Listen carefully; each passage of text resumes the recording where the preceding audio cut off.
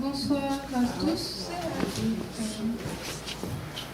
Sully Kali, vous le connaissez sans doute puisque vous êtes venus pour l'écouter. C'est un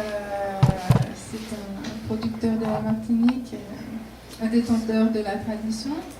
Mais avant toute chose, pour moi, c'est un homme qui a cette grande qualité que peu de gens ont, à savoir l'écoute. L'écoute permet de transmettre, de partager. Et s'il a pu faire tant de choses seul, c'est parce qu'il a cette qualité et puis un grand don de générosité aussi.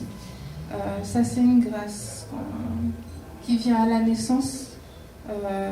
C'est quelque chose qui peut se cultiver éventuellement. Et après, ce qu'on en fait, c'est le libre arbitre de chacun. Sully a choisi de défendre sa tradition parce que c'est quelque chose qui le meut. Qui le pousse à l'action, c'est une pulsion, bravo, c'est tout ce qu'on peut dire, et puis apprécier son travail, c'est tout. Voilà. Sully Kali.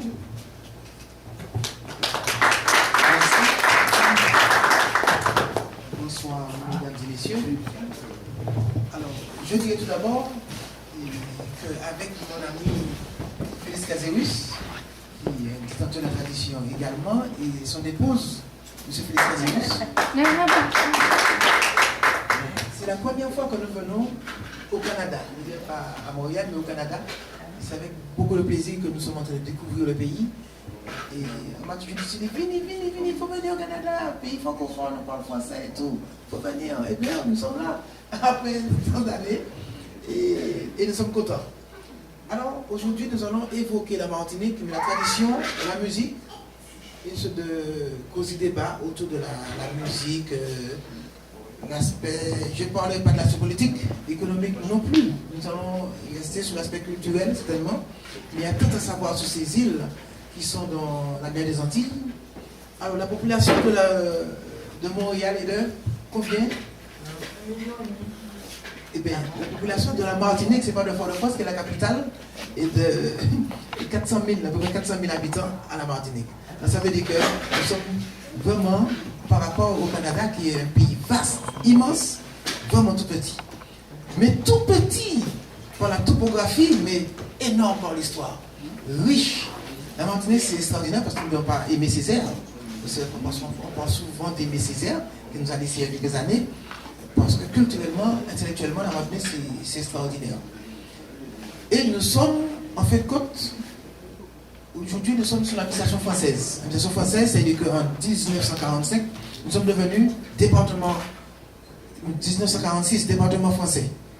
Ça veut dire que nous sommes comme l'Alsace et la Bretagne, la Martinique, à même titre. Et nous sommes français certainement avant l'Alsace et la Lorraine.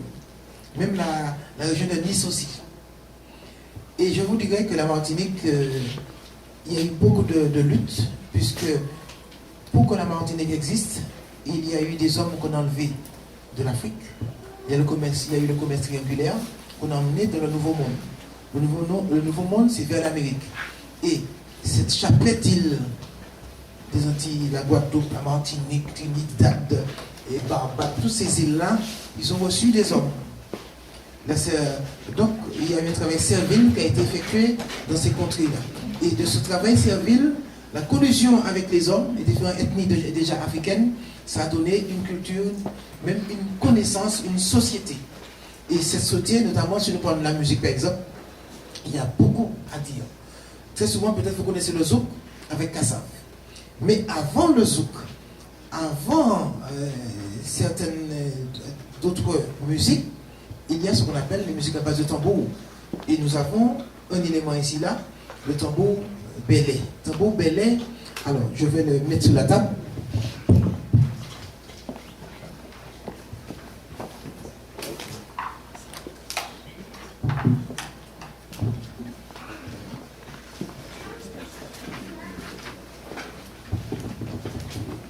Alors cet instrument est l'un des éléments fondamentaux de notre culture.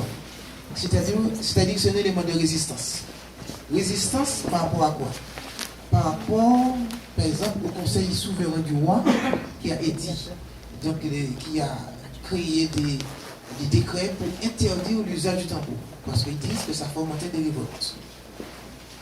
Mais de quoi est fait ce tambour? Si vous allez en Afrique, vous n'allez jamais trouver un instrument comme ça, puisque nous prenons pour faire réaliser ces instruments des éléments qui existent déjà. Donc c'est à partir d'éléments de récupération, notamment des fûts. Le fût, le tonneau est fait pour mettre, c'est un contenant pour mettre du vin en France. Et ici, c'est-à-dire qu'à la Martinique, en Guadeloupe par exemple, il y a des distilleries, on a fait le rhum, puisqu'on a fait venir des hommes pour travailler la canne à sucre notamment. Et donc ces fûts de 220 litres, on les casse. Donc voici un premier travail, puisque dans chaque habitation, l'habitation, ce qu'on appelle l'habitation, c'est le lieu où ce sont des gens qui vivaient en autarcie. Il y avait un colon. Le colon avait ses esclaves, ses hommes. Donc il fallait les nourrir. Les nourrir avec des aliments, notamment des produits secs qui arrivaient par des voiliers. Et effectivement, ces voiliers, il y avait des tonnelets qui contenaient les lentilles, les haricots. Et à un certain moment, les gens disaient, mais ça ressemble à nos tambours africains. Pourquoi ne pas? Parce qu'ils sont arrivés ici, pratiquement tout nus, dans les cales des bateaux, et sans outils, sans tambour. Alors il a fallu créer, reconstituer avec le souvenir de ceux qui avaient en Afrique des éléments. Donc le tambour, on le prenait, et on recouvrait une peau, on recouvrait ce fût-là d'une peau, et on faisait un tambour. Mais, ça c'est en général, mais ce tambour, qu'on le retrouve, lorsqu'on parle de tambour djouba en Haïti par exemple, le tambour djouba, c'est en Haïti, dans certaines côtes d'Haïti, on dit, bah moi, quand tambour Martinique, et bien, parce que on a un tambour djouba, comme j'ai fait avec Azor, qui nous a laissé il y a peut-être 2 ans maintenant. Azor, c'était un maître du vaudou. Et il est haïtien, il chantait, il était l'un des percussionnistes les plus réputés d'Haïti. Et bien, qu'est-ce qu'il a fait Azor? Il a couché le tambour, comme nous faisons, nous allons voir une démonstration tout à l'heure. Et il a fait du djouba. Et ce djouba, on appelle, c'est le national. Ce tambour djouba, c'est le national djouba. Et pour pouvoir le jouer, il faut être initié. Donc, nous pouvons dire que le national djouba qu'on trouve au Dahomey, parce que Dahomey, c'est le Bénin aujourd'hui. Donc, et la plupart des vaudusans haïtiens viennent de cette contrée-là. Et Azor a fait du djouba sous un tambour haïtien. Parce que très souvent, en Martinique par exemple, voici la dénomination, c'est tambour belay. Mais le tambour même, tambour belay, c'est une généralité. Mais l'instrument même devrait avoir son nom. Et c'est là, dans des recherches, on a trouvé que le vrai nom de ce tambour, c'est le tambour djouba qu'on retrouve en Haïti. Mais un tambour haïtien n'est pas fait d'éléments de récupération. Le tambour haïtien est fait comme le tambour africain, d'un seul tronc, creusé. Oui, on a creusé le tronc. Nous n'avons pas cette tradition à la Martinique de creuser du bois pour faire des tambours. Maintenant, nous avons des tours, il y a quelques personnes qui le font quand même.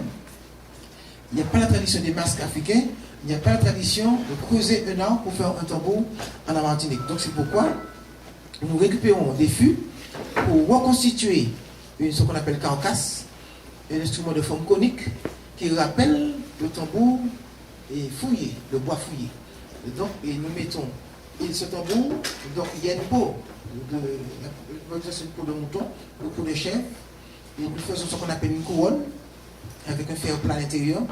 Alors, ça c'est nouveau, hein, les tirants.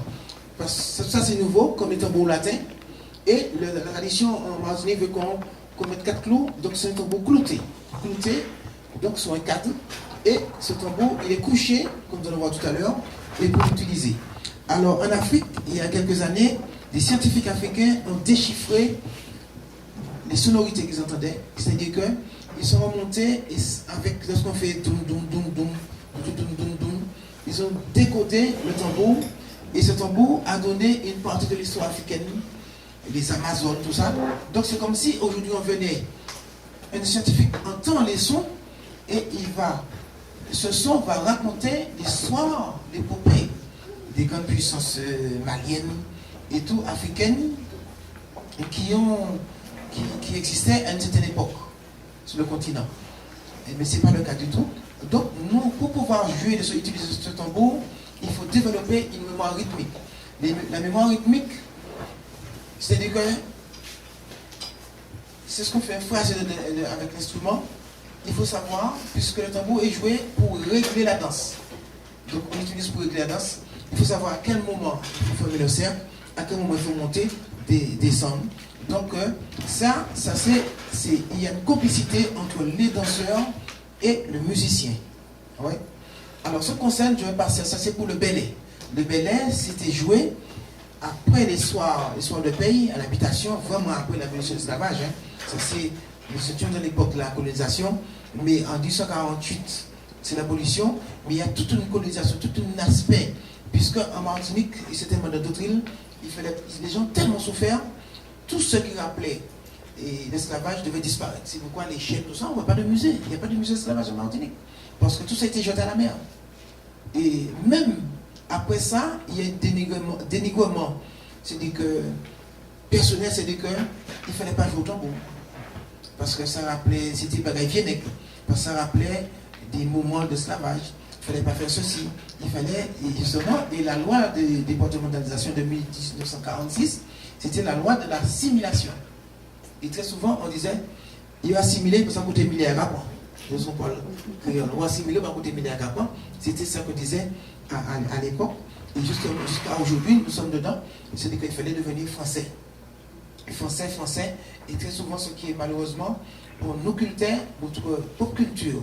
Puisque cette société de coloniser a donné une manière d'être, une manière de vivre. Donc nous sommes dedans jusqu'à aujourd'hui. Bon, ça s'est amélioré parce que je vous dis ça. Pourquoi? Parce que Martinique, Guadeloupe, ce sont des entités dans la Caraïbe. Parce que Saint-Lucie indépendant, la Dominique indépendant, Haïti indépendant, Cuba, toutes les grandes îles, tous ces Saint-Domingue, et c'est nous qui sommes là avec le haut qui nous ronge. Donc nous sommes là. Et donc pour faire une aparté, et ce qui se passe, nous sommes une entité de la Caraïbe. Et il y a une souffrance parce que nous sommes toujours en direction de la France. Et très souvent, par exemple, il y a des gens qui viennent sur le Canada, beaucoup d'étudiants, des étudiants français qui viennent sur le Canada, mais ce n'est pas systématiquement. Nous allons vers la France, vers le continent.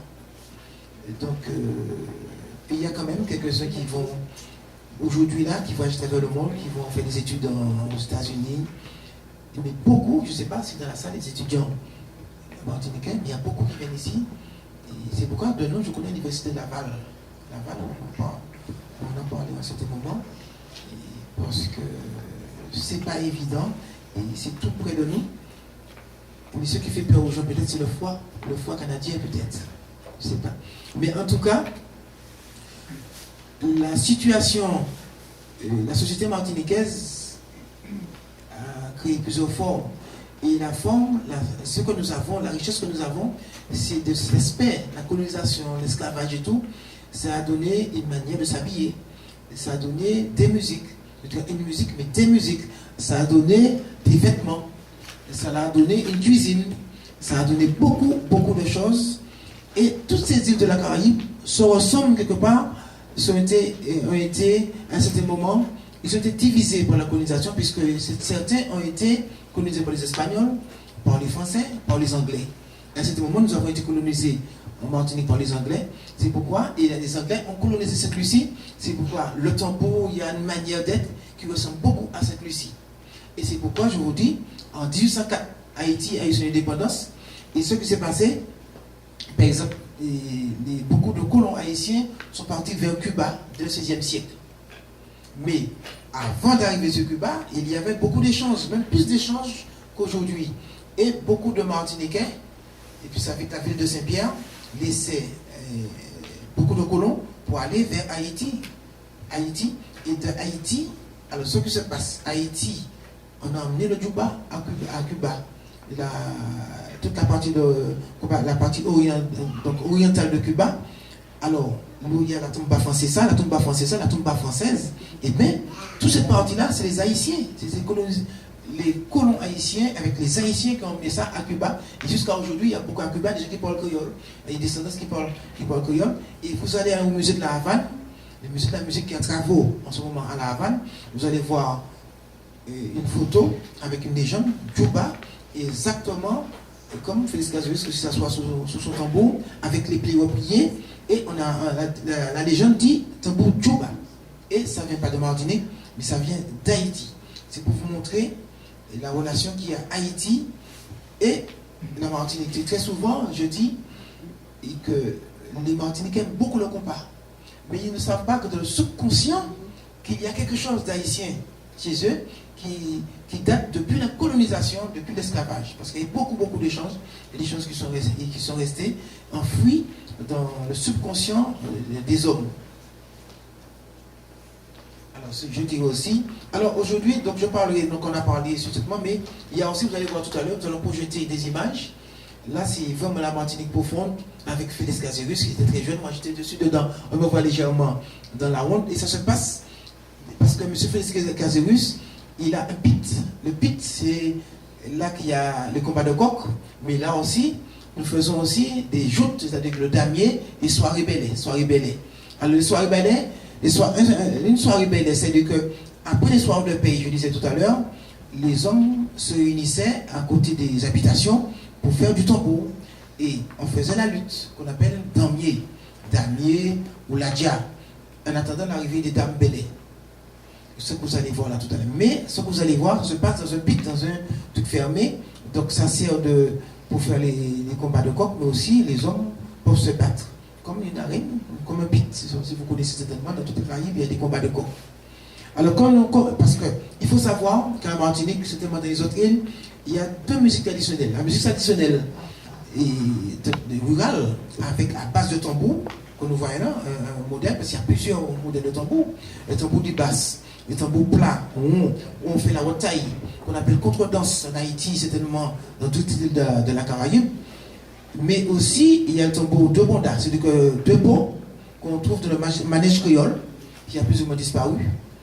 Et encore, il y a encore deux plats tambour goka, donc ce sont deux familles de tambours. Il y a des familles de tambours dans toute la Caraïbe. Et la Martinique, il y a un seul tambour accompagné par le petit bois. Le petit bois, c'est ça, c'est le métronome. S'il n'y a pas de petit bois, il n'y a pas de tambour. En Haïti aussi, il y a plusieurs familles de tambours, la musique haïtienne. Donc, et c'est-à-dire que parfois je me dis peut-être d'origine, et il y a des choses du Congo, le petit bois c'est Congo. Mais il faut savoir, le mélange ethnique qui a eu lieu à la Martinique, dans d'autres îles de la Caraïbe, a donné, c'est-à-dire qu'il y a une concentration d'énergie. Parce qu'il y a des musiciens qui sont arrivés, il y a des sorciers, il y a des cuisiniers, il y a le Béanzin qui a fini par arriver à la Martinique. Il y a toute une richesse de personnalités qui sont arrivées. Ça a donné, ça a fusionné, ça a donné ce que nous sommes aujourd'hui. Alors, je dirais que le tambour, il faut développer une mémoire rythmique, mais l'aspect religieux, l'aspect mystique. Puisque lorsqu'on frappe le tambour, les gens ne savent pas que quelquefois, je dis maman, j'ai écouté ton tambour là, je suis guéri, ça me soulage. Et je dis aux gens, effectivement, lorsqu'on frappe le tambour, je ne sais pas, pour n'importe quel tambour, mais ce tambour-là, c'est un tambour qui gronde. Le tambour gronde, pourquoi? Le tambour gronde parce que c'est la manière de monter. C'est un tambour, moi je l'appelle tambour savane, à la différence du piano savane, à la différence du piano classique. Puisque les deux mains sont utilisées d'une manière indépendante. Un fait le solo, un fait l'accompagnement, comme le piano. Et effectivement, une seule personne joue l'instrument. C'est-à-dire qu'il faut utiliser le talon pour modifier la sonorité, pour monter à l'aigu. Lorsqu'on écoute quelqu'un qui joue au tambour, on a l'impression qu'il y a 5 personnes dessus. Mais non, il y a une personne avec le petit bois.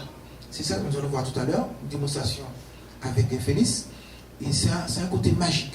C'est un côté magique et tous les gens qui voient la manière de frapper le tambour disent mais c'est bizarre. Et j'ai été en tournée au Venezuela, dans certaines contrées du Venezuela, j'ai vu qu'on jouait du tambour comme nous à la Martinique. Il ne faut pas oublier qu'au Venezuela, il y a beaucoup de Martiniquais qui sont disséminés dans la Caraïbe. Pourquoi? Parce qu'avec le canal de Panama, au début du siècle dernier, il y a beaucoup de Martiniquais qui sont partis du pays aussi pour traverser le canal de Panama, mais très souvent, il y a beaucoup qui sont arrivés, il y a beaucoup qui sont morts, il y a même qui sont retournés. Inosis, c'est une grande tempête cubain, n'est pas retourné à la Martinique, sa mère et son père sont retournés à Cuba. Et bien, il est descendant de sa Martinique, et bien, il vit à la Havane. Il y a qui vivent à Santiago aussi. C'est pour vous dire ce qui s'est passé. Mais tous ces gens-là ils ont laissé des traces. Et donc, en Venezuela, on trouve des gens qui utilisent le tambour comme nous. À Trinidad aussi, et notamment à Panama aussi, des gens qui se posent.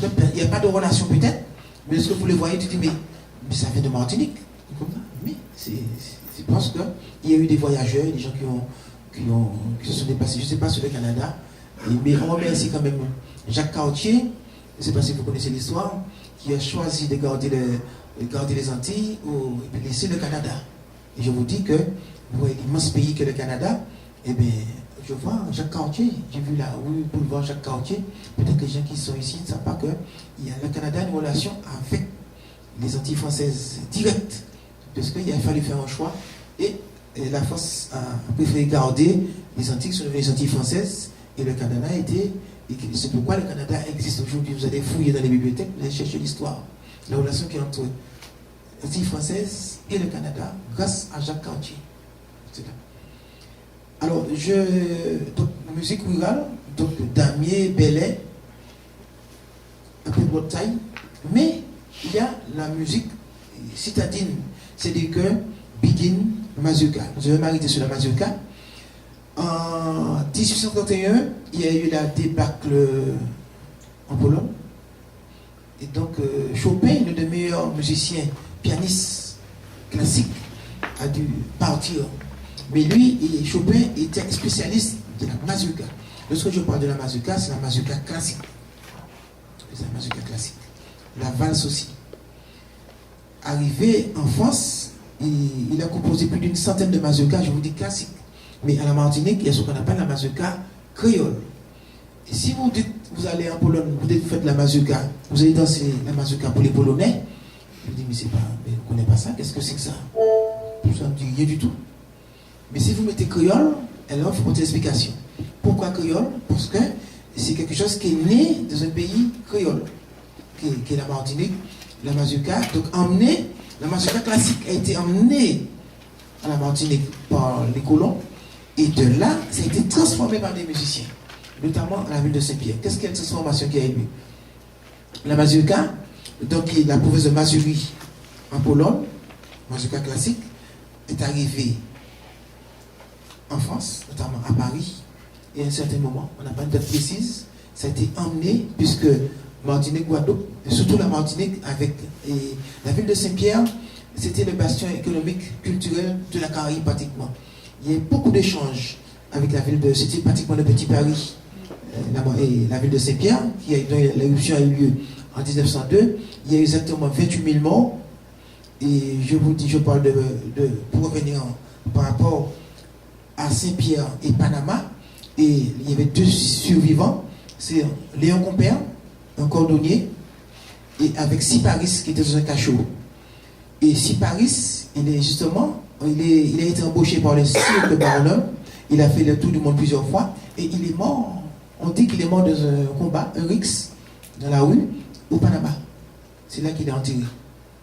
Donc, c'est pour vous dire la relation qu'il y a avec Saint-Pierre et le Panama. Donc, c'est pour vous dire que ça bougeait beaucoup.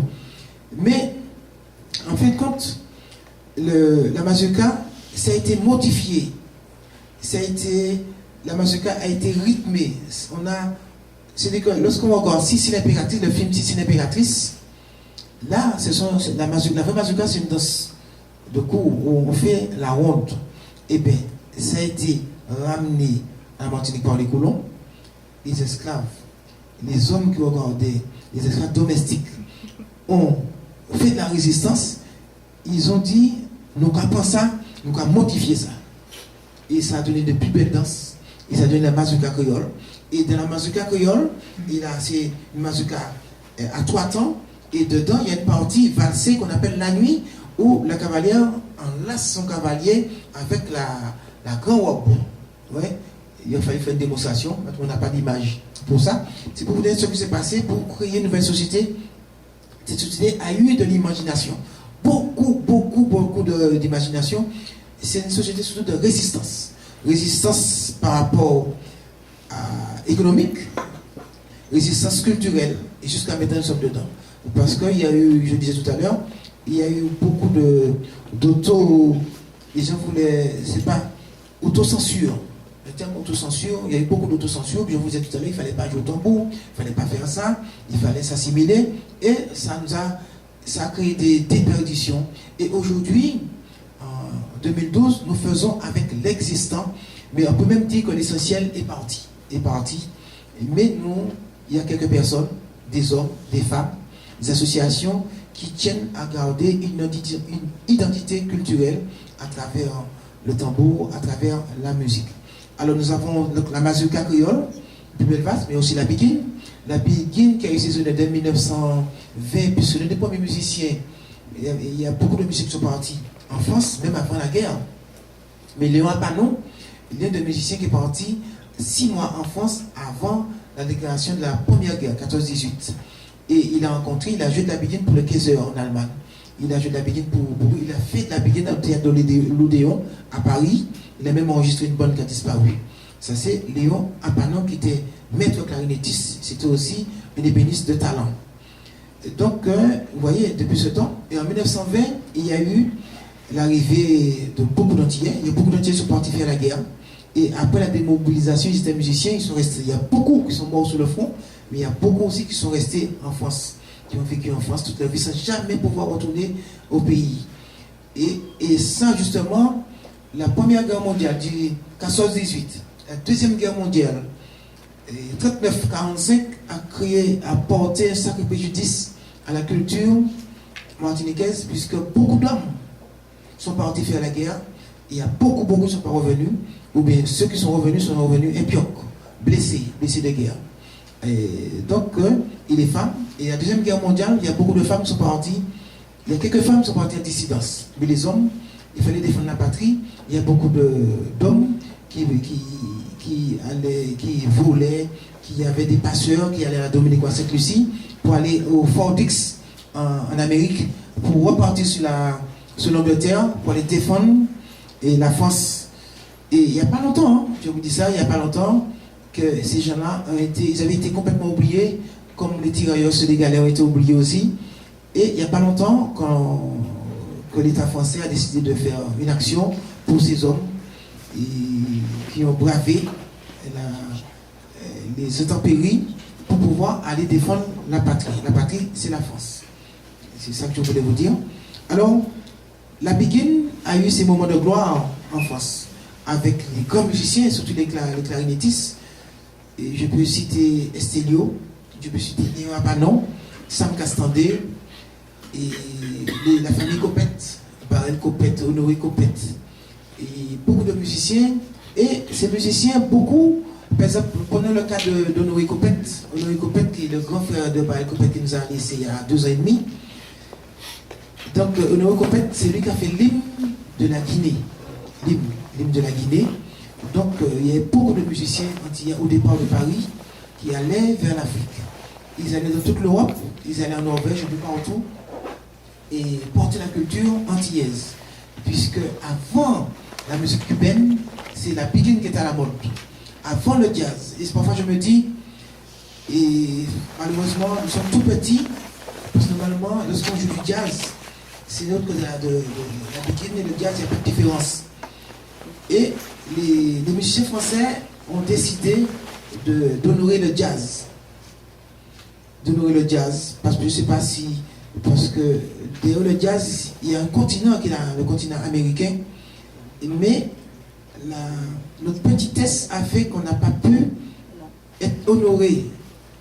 Et pourtant, pendant la guerre, après la guerre surtout, on faisait passer les musiciens antillais pour des Américains. J'ai des photos, j'ai beaucoup de photos. C'est l'époque. Mon deuxième ouvrage, Le Grand Livre des musiciens créoles, il y a 200 photos. Il y a 119 biographies des musiciens, mais je n'ai pas un exemplaire ici, là, aujourd'hui. Mais c'est beaucoup de musiciens antillais ont aidé les Américains noirs. Il n'y a pas de différence. Il n'y a pas de différence. Et l'un des bastions, le lieu où se produisait ces musiciens, c'était la cigale, la Pigalle. La cigale qui n'existe plus. C'était au milieu du jazz. Et tout le monde... Ça existe encore. La cigale? C'est pas la cigale que nous connaissions avec tous les musiciens. Alors, elle y va. Alors, l'un des derniers musiciens, c'est Alain Jean-Marie, qui a fréquenté la cigale, qui est toujours là, qui est l'un des meilleurs pianistes. Il est martinico-guadeloupéen. Alors, il a beaucoup travaillé à la cigale. Mais tous les autres, alors tous ces hommes qui ont fait le bonheur de la Pikine, du jazz antillais si vous voulez, même Léona Gabriel, parce qu'il faut citer Léona Gabriel, une des seules femmes qui était la chanteuse de Stélio. Et Léona Gabriel, elle c'est, comme elle a dit, c'est une maîtresse femme. Mais Léona Gabriel, elle a commencé, elle répétait chez la maman de Monde Rivel qui est Isabelle aujourd'hui. Monde Rivel qui a 93 ans, j'ai beaucoup joué avec elle, retourné en France.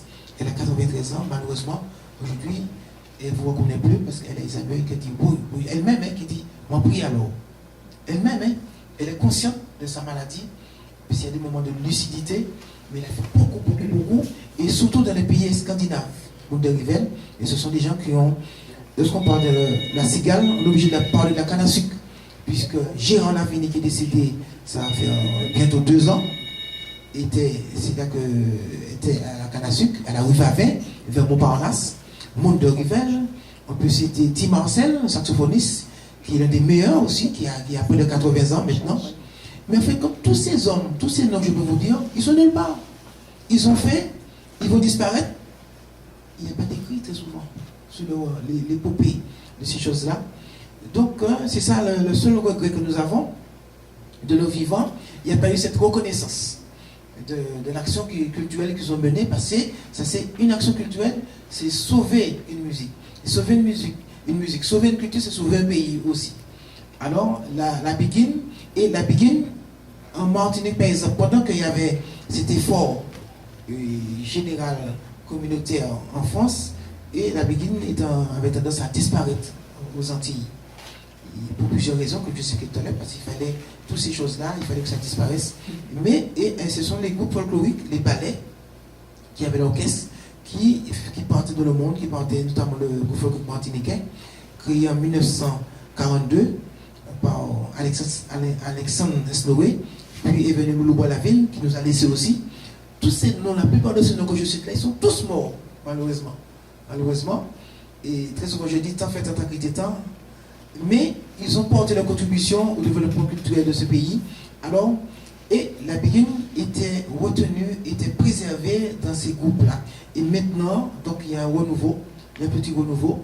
Malgré la conjoncture qui est morose, il y a un petit renouveau, il y a beaucoup de groupes qui, de plus en plus, s'intéressent à la Pikine et ça repart.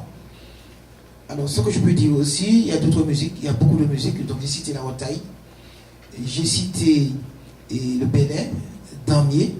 Je vais revenir sur le Damier. Damier, il nous envoie des images dans un petit moment, et qui est associé au Bénin. Je reviens volontairement sur le Damier. Et vous connaissez la capoeira au Brésil, et le lambe au Sénégal. Et bien, à la Martinique, il y a Damier. Donc, lorsqu'on entend damier, l'étymologie damier. Mais il faut savoir que, par exemple, je suis de la famille, je m'appelle Sully Kali, mon autre famille c'est Kali, mon prénom c'est Sully, mais dans ma famille, il y a des Dambo, famille Dambo. Dam, ça veut dire que celui qui guérit, et celui qui guérit du serpent, le beau serpent, donc je pense qu'ils sont certainement congolais, et le damier, qu'on dambé, c'est pas Daomé, mais Daomé. Et bien voici le truc, on dit que c'est celui qui avale l'autre. Il se met en position pour se battre, il va avaler l'autre. Et bien c'est ça. On a lutté, on a écrit damier, très souvent on a écrit damier comme si le jeu de damier. On a écrit damier de toutes sortes de manières. Mais en fait, c'est une définition purement africaine. Et vous allez voir, notre position, dans les positions, la manière d'être. Et je suis l'un des lutteurs de la Martinique, qui Félix connaît ça bien, et lorsque je me mets en action, les gens, et par rapport à mon physique, c'était pour ta sortie. Donc, nous nous mettons en scène et ça peut faire peur parce que nous avons un réfugié. Donc, on met notre masque guerrier et parce que nous nous mettons en scène pour être dans notre rôle. Et le damier, c'était la lutte entre les hommes. Alors, il faut savoir, durant la colonisation, il y avait des duels. Et le duel, c'est un cartel. C'est-à-dire que le cartel, c'était une missive qu'on envoyait. Quelqu'un, un cheval, emmenait ce document pour quelqu'un d'autre. C'était une déclaration en duel. Pour une histoire d'argent, pour une histoire de femme, pour une histoire de quelconque. Et rendez-vous était pris, vous avez dû voir ça dans les films, avec le pistolet ou l'épée. Et il y a une chanson qui explique bien ça là, en Martinique, c'est un dernier. Ah, cartel, bon l'amour, soulevez-moi, faites-moi. Ah, cartel, bon l'amour, ah, cartel, bon l'amour. Mais je vous disais qu'on fait une déclaration en duel, ça s'appelle un cartel. Donc nous, créoles, nous, martiniquais, on a mangé le R. Et ça devient cartel. Donc, commandant cartel. Donc là, voici un exemple. Il y a plusieurs manières de se battre. Lorsqu'on a fait une déclaration en duel, on se prépare pour le combat. Le cartel, on se prépare pour le combat puisqu'on a envoyé un défi. C'est envoyer un défi pour la personne, l'adversaire. Donc ça c'est un combat arrêté. On va se préparer. Alors, il faut savoir que le côté mystique de cette affaire-là, c'est-à-dire que celui qui se prépare, et en général, il y a toujours une femme à côté de vous pour vous donner, non pas l'extrême onction, mais pour vous préparer. Et donc on prépare des ongles. Des ongles, c'est-à-dire que des trucs avec des herbes, tu vois, comme Samuel M, et végétarien, plusieurs plantes mélangées pour une mixture pour vous préparer pour le combat. Et aussi, certains hommes descendaient dans une rivière. On appelait des bassins, c'est-à-dire que doum, on appelle ça doum, c'est un bassin qui fait au moins 4 mètres de profondeur. Au fond, il y a les pierres, la personne soulevait les pierres de 150-200 kg. Vous savez que lorsque vous êtes dans l'eau, ça devient plus léger. La personne avait la force pour prendre la force, pour se préparer pour le combat. Un taureau, il dormait, il pouvait dormir à l'emplacement de taureau pour prendre la force de la bête. Et donc pour avoir des forces. Ça, c'est le côté mystique. Et puis il y a plein de choses. Alors là, je vous parle aussi. Aujourd'hui, on vous dit, il ne faut pas boire le mercure. C'est un poison, le mercure. Le mercure, surtout le mercure blanc, le mercure rouge fait des études. Là, aujourd'hui, je n'ai pas de détails sur l'utilisation du mercure rouge, qui est devenu très rare. Mais on fait des choses, disons, ésotériques. Avec le mercure rouge, je me gratte la tête. Mais par là, un moment, j'ai un bouche moins, je ne me dirais pas. Mais le mercure, c'est un poison. Lorsqu'on vous dit la personne se prépare, elle va se monter. Il monte le point. C'est-à-dire qu'il va monter le point, c'est-à-dire qu'il prépare, il se prépare pour le combat, il va. En fait, quand ce qui se passe, il va empoisonner son point. Ça, c'est combat, puisqu'il y avait des morts, ces combats-là. Il va empoisonner son point. Je disais à un ancien, mais si tu t'empoisonnes le point et tu as un bobo, un petit bobo, une blessure sur la main, tu vas t'empoisonner, mais il dit non. Et donc il frappait. Et donc lorsque la personne était préparée, si le combat, l'adversaire ne venait pas, le combat n'a pas lieu, la personne donnait le coup de poing à un arbre et l'arbre mourait. Il y a beaucoup de légendes sur ça. Le coup de pied aussi, coup de pied monté, l'arbre mourait. Allez savoir si c'est vrai, pas vrai.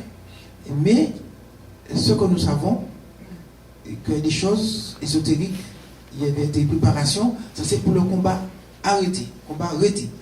Mais aussi, il y a des gens qui sont. Vous avez ressenti, il y a beaucoup de préleurs. Et à un certain moment, il y a des gens qui marchent dans des chemises vraiment en lin. Les gens, aujourd'hui, je dis que les gens ne s'habillent plus, ils ne sont plus préleurs. Des chaussures, les vêtements scapés, la chemise cintrée.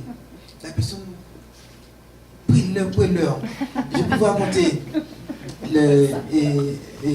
Yéyé, il nous racontait une fois, c'était un combattant, malheureusement, on lui a coupé, il fait du sucre, le diabète, on lui a enlevé une jambe. Je dis, Yéyé, un jour, il sort de la messe au Lamentin, puisqu'il habitait au Lamentin, il avait son petit garçon et sa femme. au marché de Lamentin, c'est un haut lieu du damier. Il entend le tambour. Il est habillé tout de blanc, mais sapé bien avec la famille. La femme, ils sont en train de marcher, mais subitement la femme voit que plus le tambour est par là, mais il s'écarte. Mais il marche, mais il s'écarte. Il s'est tellement écarté en allant en direction du tambour. Il a laissé sa femme et son enfant continuer, et puis au moment où il a dit, manque à venir. Ce qui ne remettent pas, j'arrive à côté de moi. Mais la femme et l'enfant ont continué. Il arrive, il se met là tranquillement. Mais il est censé ne pas tomber dans l'arène. Parce qu'il est habillé, il est bien habillé et tout. Et puis, c'est ça, le côté mystique du tambour, il y a des notes, nous pouvons faire des notes qui entrent dans votre cerveau, qui s'imprègnent dans votre corps, qui créent une émotion chez vous. Est possible de rester sur place. Déjà, ce qui se passe, vous avez la chair de poule, et puis ce qui se passe, et c'est là que vous entrez en transe. En vous entrant en transe, eh bien, il a sauté dans l'arène, tout habillé. Lorsqu'il a fait un grand écart, fiop, le pantalon s'est coupé. Le beau pantalon qu'il avait, il a fait un grand écart, hop, on a appelé ça défouché. Le pantalon s'est déchiré en moitié-moitié. Il a payé tout de faire un coup, rien du tout. C'est en entrant, il a perdu son pantalon. Il faut vous dire comment il est dangereux. Et il s'est battu. On lui a donné. Mais attention, mes amis. À l'époque, c'était de vrais coups. De vrais coups, je vous dis. C'était de vrais coups. Maintenant, on ne peut plus faire ça parce qu'on va assommer son copain, son ami. On ne peut plus faire ça. Mais les coups étaient vraiment portés. Et moi, à Tartane, par exemple, j'ai vu des combats de damiers. Et lorsqu'on a soulevé le gars le soulève, il est en haut comme ça, et puis qu'est-ce qu'il fait? Il est en train de chercher une pierre ou une racine pour l'envoyer dessus. Attention, hein, c'est dangereux. On ne peut plus faire ça aujourd'hui. Et le monsieur qui est en haut, il a perdu son combat, il dit déposez-moi, mais déposez-moi. L'autre est en train de chercher, puis en fait, c'était. Mais on ne peut plus faire ça aujourd'hui. Aujourd'hui, on s'amuse. Ça, c'est l'amusement. Si ça se passe dans un cercle, si on a une amina, sans parler, il n'y a jamais de parole. On fait un signe, tambour à bon, donc nous allons entrer en scène. On fait démonstration. Démonstration pour le public. Mais les vrais combats d'avant, c'était. Et on empêchait aux enfants d'assister à ça, puisque même si ça commençait bien, ça se terminait mal, puisque les gens, il y a un moment, il y a un aspect du tambour, vous faisait entrer en transe. Moi, j'ai eu l'occasion de voir aussi un ancien, je ne dis pas vieux, avec une canne qui arrive comme ça, il ne sait pas marcher, il se met de la honte, il est là, boum, boum, boum, boum, boum, le tambour joue, boum, boum, boum.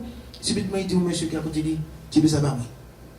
Et il ne savait pas marcher, il est déjà en transe là, il entre dans l'arène, il commence à faire plein de voyez les coups de pied et tout, boum, boum, boum, boum.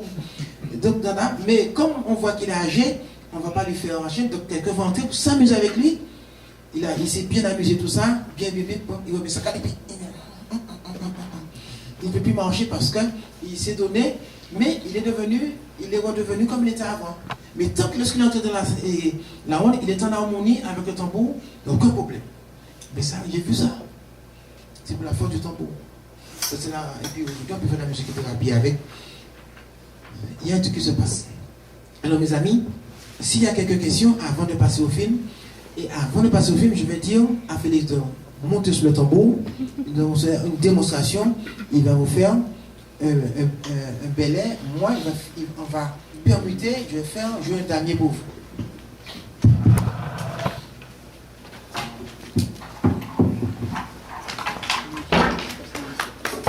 Alors, monsieur Félix Gazovic,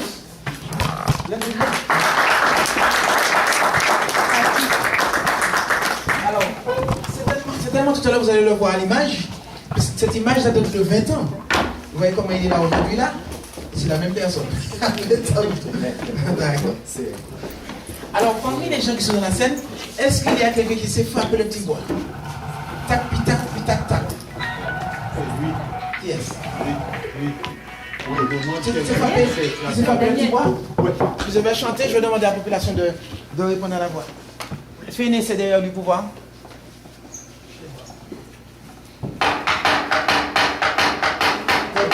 quoi, avance une chaise. Oui. Quoi?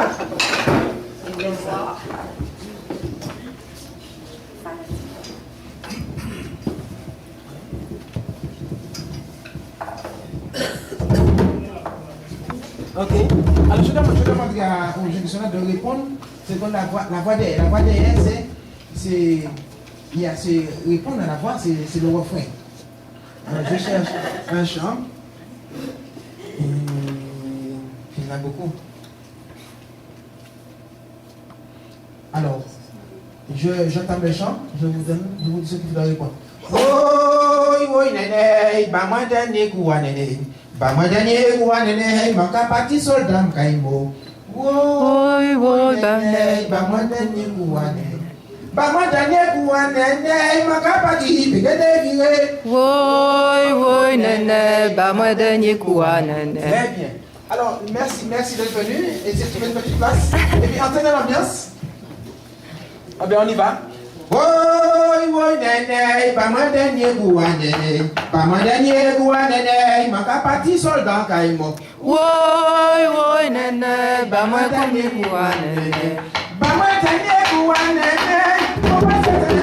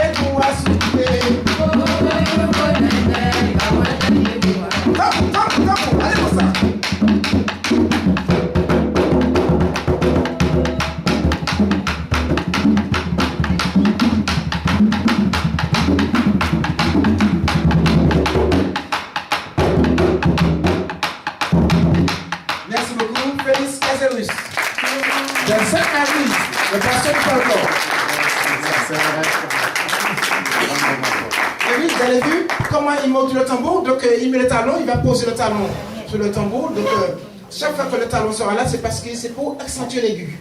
Il fait monter le talon, c'est pour accentuer l'aigu. Le tambour, c'est exceptionnel, c'est rare en fait. Quand c'est un moment et un mouvement qui est rare, puisque nous sommes, je ne dirais pas confinés à la Martinique, mais pour voir une démonstration comme ça, surtout avec M. Félix Cazeru, c'est très rare. C'est un privilège certainement. Parce qu'il est parmi les je ne dirais pas, s'il y a trois, il est parmi les trois, les meilleurs tambouriers de la Martinique. Et s'il y a 5, il est parmi les 5 meilleurs danseurs de la Martinique. Vous ne voyez pas son âge là, hein? Il a beaucoup dansé. Surtout, il a dansé avec le groupe folklorique martiniquais sur les bateaux de croisière. Et puis, c'est ce monsieur que vous voyez là, il est multidisciplinaire. Alors, je dirais, il a été chauffeur de taxi, il est toujours ébéniste. Et tout à l'heure, vous allez voir où se passe la manifestation là, en image. C'est son pit qu'il a fait de ses mains. On applaudit encore Félix Cazeru.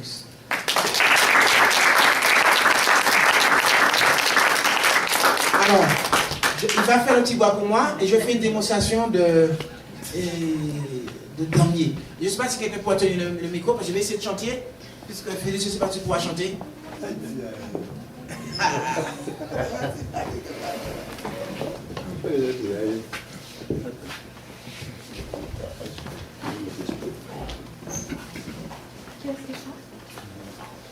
Et tu pourras chanter. C'est là, non. Soupé. C'est l'Alsace, c'est la Lorraine. Adieu maman, adieu la patrie. C'est l'Alsace, c'est la Lorraine. C'est l'Alsace. Il faut appuyer. C'est l'Alsace, c'est la Lorraine. C'est ça que je vous disais tout à l'heure. Voici un chant de guerre, un chant de combat. On évoque l'Alsace et la Lorraine. Pourquoi l'Alsace et la Lorraine? Parce qu'en 1870, il y a eu la guerre entre l'Allemagne et la France pour l'Alsace et la Lorraine. Voici, c'est pourquoi je vous disais tout à l'heure que nous sommes français avant l'Alsace et la Lorraine. À cause de ça. Et le chant, ce chant la témoigne. Mais c'est un chant qui a été modifié puisque l'Émile Bertin, c'est ce bateau qui a emmené les 300 tonnes d'or de la Martinique pour cacher ces 300 tonnes d'or au fort de Zé à la Martinique. Il y a un lingot qui a disparu, pas moi. Il y a tellement de choses à savoir, puisqu'on a caché cet or à la Martinique, l'or de la France, pendant la guerre de 39-45. Et on parle de ce chant-là, qui a été, c'est un chant anonyme, qui a été composé par des soldats qui partaient en guerre.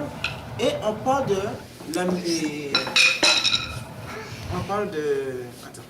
c'est là, c'est là, l'Émile Bertin. L'Émile Bertin, c'est un destroyer. C'est ce bateau-là qui a emmené l'or à la Martinique. Voilà. Si quelqu'un peut tenir le micro pour moi, je vais chanter. Alors, il faut monter. C'est là, ça, c'est la Lorraine. Adieu maman, adieu la Lorraine. C'est là, ça, c'est la Lorraine. C'est là, ça, c'est la Lorraine. C'est là, ça, c'est la Lorraine. Adieu maman, adieu la Lorraine. C'est l'Alsace, c'est la Lorraine. Plus vigoureux quand même. Bye la balle. C'est là, ça, c'est la Lorraine. Adieu maman, adieu la Lorraine. C'est là, ça, c'est la Lorraine. En capacité, pas pleurer, pas moins. C'est là, ça, c'est la Lorraine.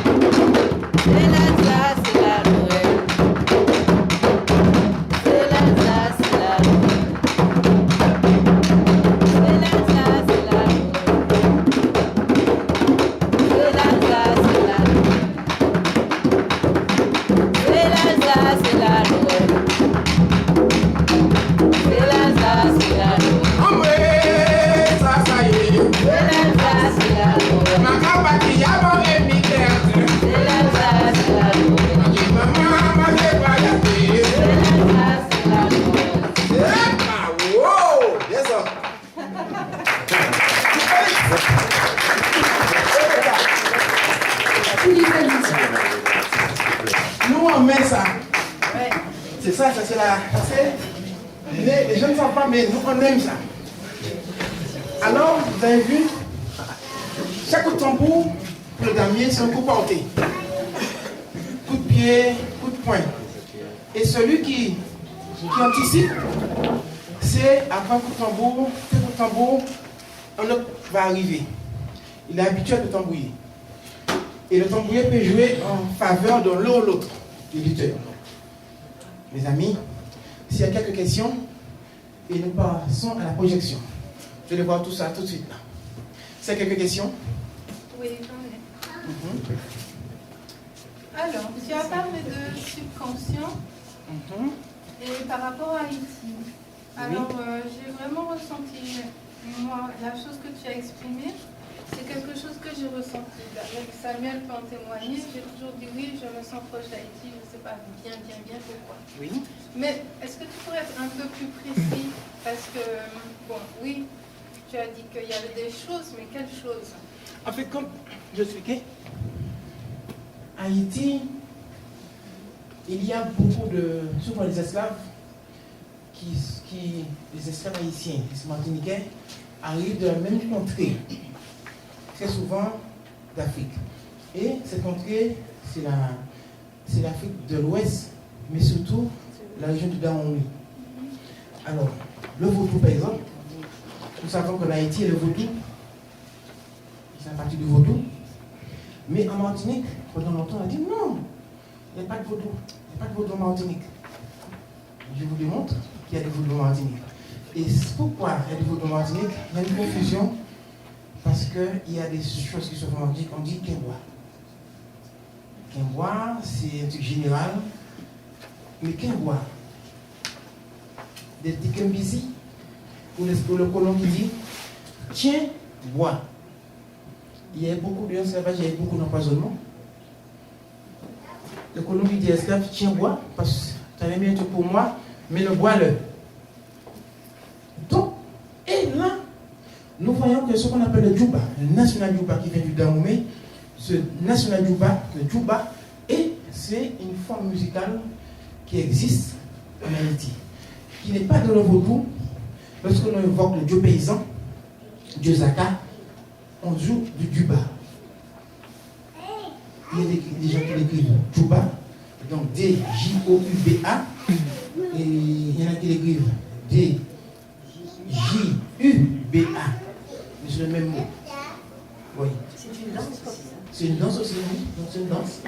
Et la danse, et les Congo, on l'appelle Congo, Tabou Martinique, Congo. Et ça fait exactement, je vais faire un rythme là, vous allez voir s'il y a des Haïtiens dans la salle, on fait un rythme, vas-y. Et Félix, fais gambelé. C'est gambelé. C'est ce qu'on appelle gambelé en Martinique. Vas-y, tu fais le petit doigt.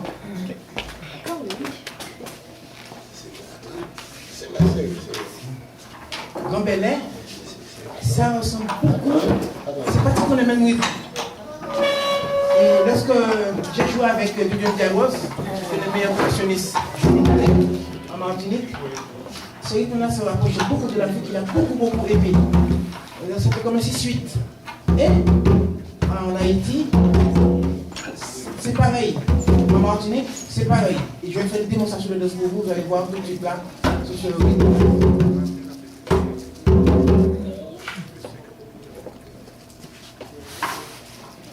M'en évaillé pour avant ma mort. Déjà, vous entendez. Daniel. Tac, tac, tac, tac, tac, tac, tac, tac.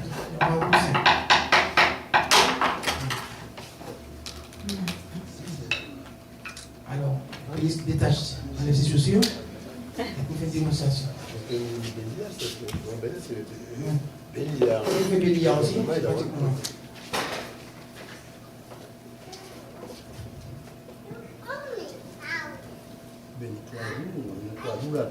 Oui, alors je vais prendre pour vous les 3 jours là pour tomber. Les instructions de la viennent à Ozoa. Oui. Les 3 jours là, puis pour tomber. Des instructions de la viennent à Ozoa. Les 3 jours là, puis pour tomber. Ça de continuer. Oui. Vous êtes paré? Alors vous répondez, ni 3 jours là, puis pour tomber. Ni 3 jours là, puis pour tomber. Des instructions de la roule, des instructions de la viennent à Ozoa, mes amis. Ni 3 jours là, puis pour tomber. Au souhait à la, on est en belle nouvelle, aïe aïe aïe. Ni 3 jours là, puis pour tomber. Je sais tout sur ta sa vie là, au soir, au soir. Ni 3 jours là, puis pour tomber.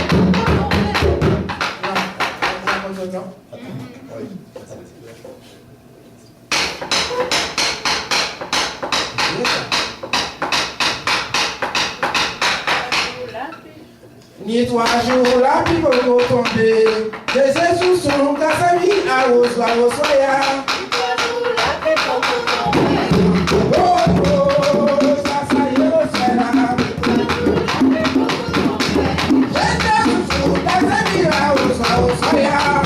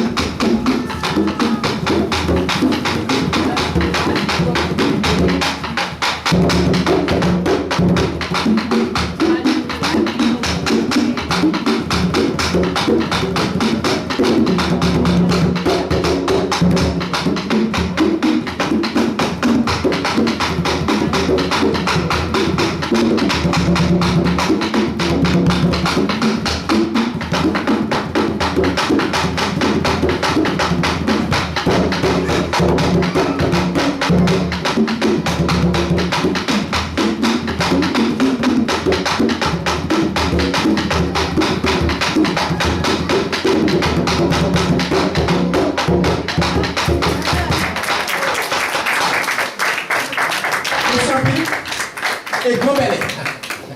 Eh bien, on a sauvé dans l'Haïti aussi. S'il y a des questions,